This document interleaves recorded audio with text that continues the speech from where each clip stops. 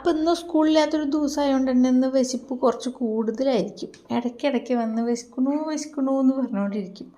അപ്പോൾ അതിനൊക്കെ മുൻകൂടിയിട്ട് ഞാൻ ഒരു പാക്കറ്റ് ബ്രെഡും ജാമും മേടിച്ച് വെച്ചിട്ടുണ്ടായിരുന്നു. എപ്പോൾ വിശക്കണോ അപ്പോൾ ചുട്ട് കൊടുക്കുക.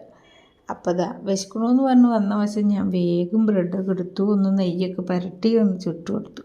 അതിനിടയ്ക്ക് ഞങ്ങൾ കുറേ വർത്തമാനങ്ങൾ പറയുന്നുണ്ട്. പിന്നെ ഞങ്ങൾക്ക് ബ്രെഡ് ചുട്ടത് ഞങ്ങളെ ക്ഷമയൊന്നും ഇല്ലാണ്ട് വന്നപ്പോൾ പിന്നെ ഞങ്ങൾ വെറുതെ അത് ബ്രെഡിൻ്റെ മുകളിൽ തേച്ചിട്ട് തിന്നുന്നുണ്ട്.